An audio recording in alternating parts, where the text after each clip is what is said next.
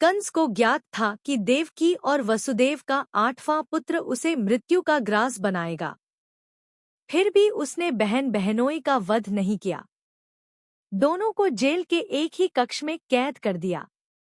कंस जानता था कि यह होनी होकर रहेगी, फिर भी उसे अपनी ताकत पर घमंड था।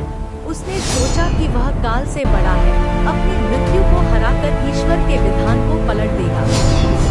कुछ न कर पाया और एक दिन काल के गाल में समा गया। जनक के दरबार में स्वयंवर के समय राम ने जब शिवजी का धनुष तोड़ दिया, तब रावण समझ गया था कि उसको मारने वाला अवतरित हो गया है। रावण यह भी जानता था कि पंचवटी से वह जिस सीता का हरण कर रहा है, वह सीता नहीं, सीता की प्रतिछाया है। उसे पता था कि जगत लीला दिखाने के लिए राम ने असली सीता को पहले ही अग्नि के हवाले कर दिया है और रावण के वध के बाद राम अग्नि से अपनी असली सीता वापस मांग देंगे। फिर भी रावण ने काल का प्रवाह नहीं रोका और अपनी मृत्यु का समय खुद ही राम वनवास के आखिरी 14वें वर्ष में निर्धारित कर लिया। काल का प्रवाह न कंस ने रोका और न ही रावण ने। देवी भागवत बताती है कि बड़े बड़े दैत्यों को समस्त देवों की सामूहिक शक्ति दुर्गा के हाथों मारे जाने का समय पहले से पता था। शिव जानते थे कि जिद करके पिता दक्ष के यज्ञ में जा रही सती अब वापस नहीं लौटेंगी। जानती सती भी थी, किंतु वे यह भी जानती थी कि काल की यात्रा पूरी करने का चक्र स्वयं ब्रह्मांड रचयिता विष्णु और ब्रह्मा ने रचा है। नियति को मिटाने की सामर्थ्य स्वयं परमात्मा में भी नहीं है। भगवान भी नियति के हाथों बंधे हैं। उन्हें यह संसार बसाना भी है और मिटाना भी है। वे समय को ठहरा तो सकते हैं, न भटका सकते हैं, न रोक सकते हैं। भारतीय दर्शन और अध्यात्म से बड़ा और क्या है?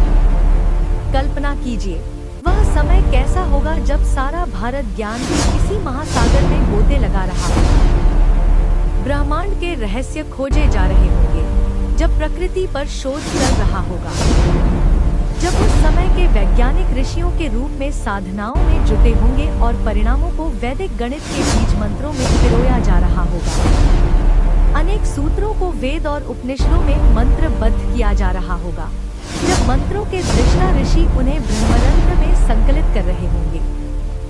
आज हम इतने छोटे धरातल पर आ गए हैं कि काल के सदौर को आत्मसात करने की बजाय उसका उपहास उड़ाना पसंद करते हैं। उन महान उपलब्धियों पर इतराने के बजाय उनका खंडन करने, उन्हें दकियानूसी बताने में गर्व महसूस करते हैं। परंतु इस पीढ़ी को दोष मत दीजिए। जब बचपन को अतीत की समृद्ध गाथाएं सुनाने के बजाय जैक एंड जिल पढ़ाया, जब इंद्र की महिमा और सामर्थ्य पढ़ाने के बजाय रेन रेन गो अवे पढ़ाया, जब कालिदास के मेघदूत के बजाय अंग्रेजी लिटरेचर पढ़ाया जाए तो नई पीढ़ी का क्या दोष? खैर, कुछ समय बाद अब इतिहास जानने का अवसर सभी को मिलेगा। वह दिन आएगा जब हमारे तमाम पौराणिक रहस्य दुनिया के काम आएंगे।